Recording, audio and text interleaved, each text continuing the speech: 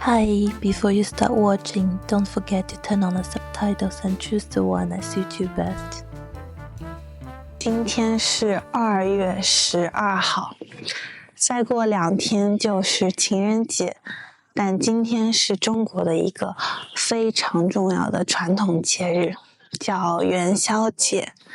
今天在中国农历里是正月15，我们还是比较重视这个节日的，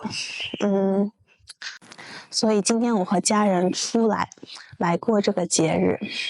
早上我们会吃汤圆，那种圆圆的糯米做的，里面有馅儿的食物。那么汤圆在一些地方也叫做元宵，因为大家都习惯在元宵节吃汤圆，所以我们渐渐的就会有些人把它叫做元宵。那现在我和我家里人出来主要是为了去看灯彩、花灯。待会儿我会仔细给你们看一下花灯，因为现在还没到晚上，所以效果还没有那么漂亮。那元宵节就是正月15过，宵的意思是夜，因为元宵节这天是农历新年后的第一个月圆之夜。那么在很多人看来，元宵节是春节的延伸，过完元宵节也就意味着新年正式结束了。那么我今天来的这个地方是苏州的古城区，现在我背后就是护城河步道，然后这一面那一块就是以前的古城墙。我特别喜欢在这边散步，因为几十年前苏州开始开发城市的时候，这一块区域就特别被保护起来，说这里的古建筑大部分是不允许动的，要保留它原来的样子。所以现在你走到这一块古城区，还是会觉得和苏州别的区有非常不同的感觉。如果你们来苏州，我非常推荐你们来这边走一走。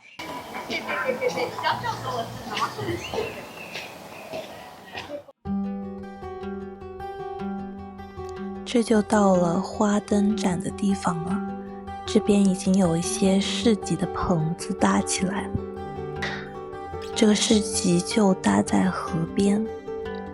你们看远处有一座3孔桥，3孔桥就是桥面下面有3个桥洞的桥。这一桥的范式在苏州很常见，也是我非常喜欢的形状。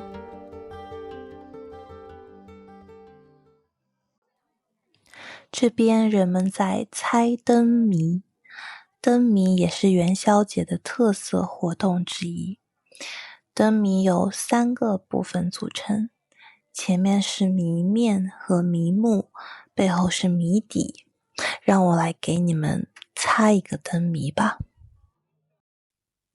那么猜灯谜又叫做打灯谜。我们有一个谜面，谜面就是灯谜的条件，是我们思考的依据。然后我们有一个谜目，谜目就是答案的类别。我们要猜的东西是一个什么东西？那么我们看这里的谜目是打一字，意思就是我们要猜一个字。那我们现在再来看这个谜面，谜面是1岁除夕。那么除夕在就是春节前的那一个晚上，家里人吃团圆饭的晚上。1岁在古语里的意思是1年，那1年除夕有什么意义呢？这样我们想不到谜底，我们就要换一个角度来想。我们来看岁这个字，上面是一个山，下面是一个溪。你发现什么了吗？如果我们把下面的溪除掉，拿走，就剩下山。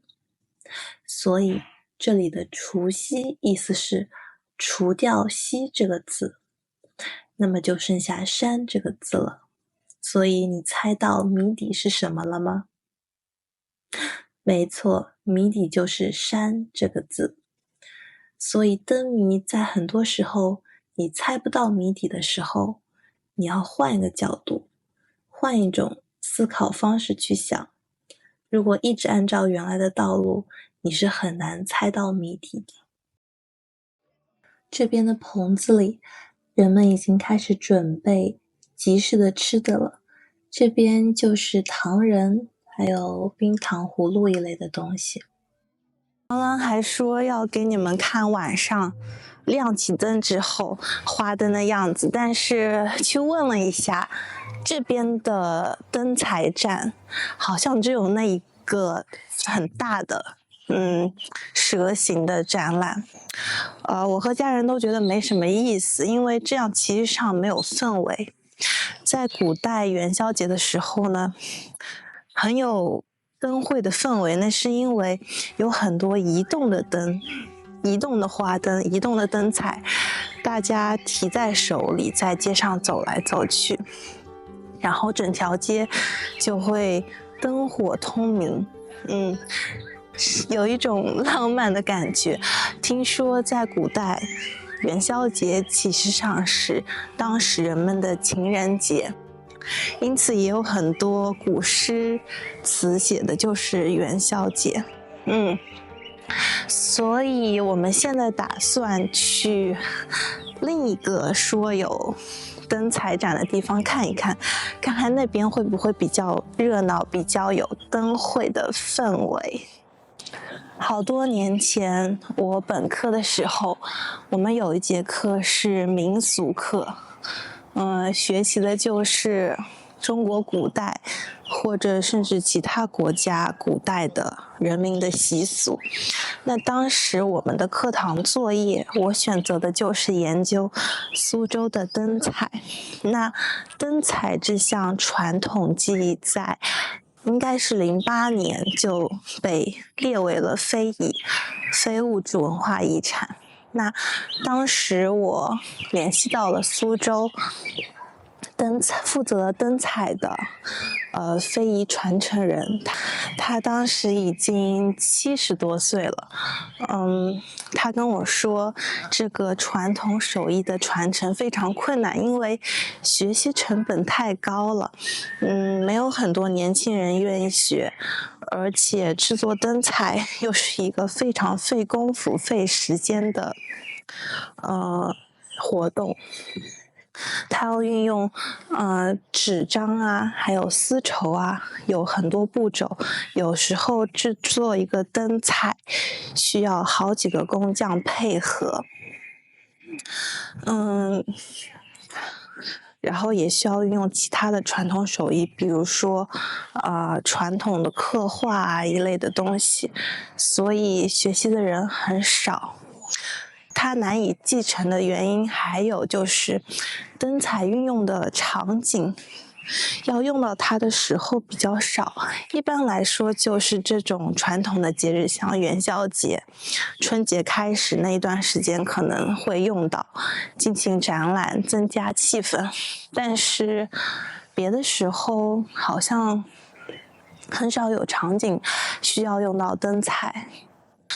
但是最近几年有在灯彩这个东西有在和现代的技术融合，然后会把它运用到新的比较现代的场景中间，比如说来装饰城市的夜景啊等等，所以它有在稍微复兴的趋势啦，我觉得是一个好事。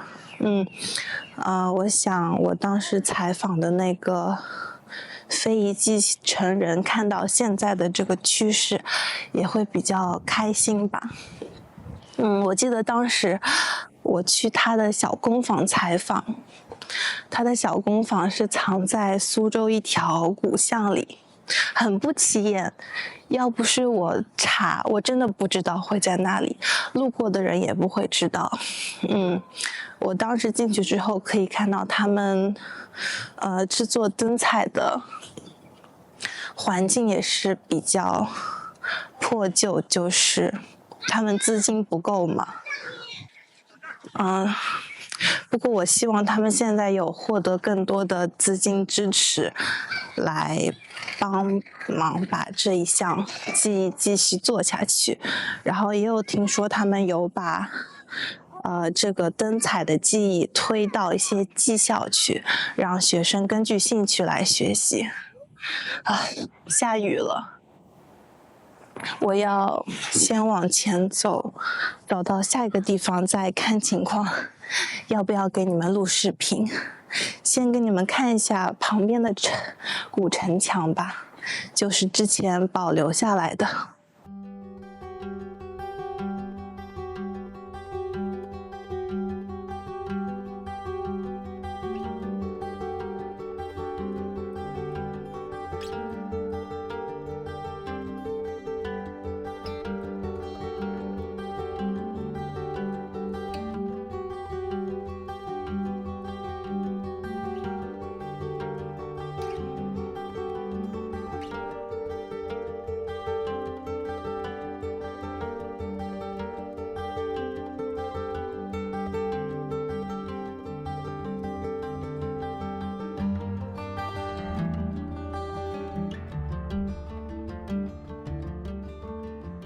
天气真的不太好，我们要换个地方，可能要去市中心的一个商场，听说那边也有灯展。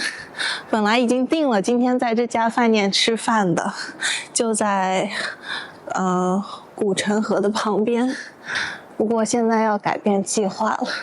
不过没事，最重要的一个品质就是灵活应变，要有弹性，这样才能玩得开心。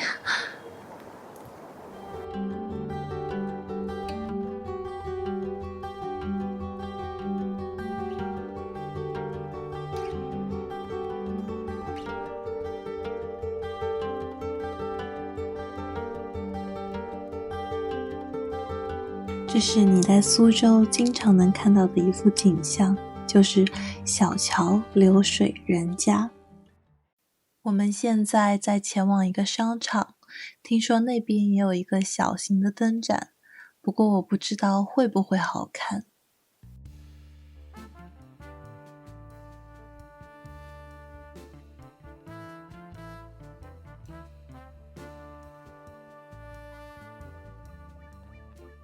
找到了，这里确实有一个小型灯展。这个灯展比较醒目的花灯似乎就是这条龙了，不过我不知道他们为什么要做龙，因为今年是蛇年嘛，去年才是龙年。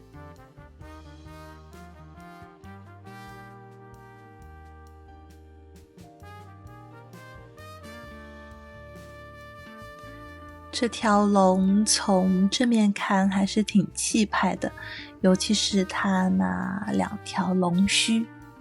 这边有一个鲤鱼形象的花灯，鲤鱼这个形象在春节期间也非常受欢迎，因为鱼谐音另一个鱼，我们有一个词叫年年有余，意思就是每年都有剩余的财富，多余的精力，所有多余的东西以供下一年享受。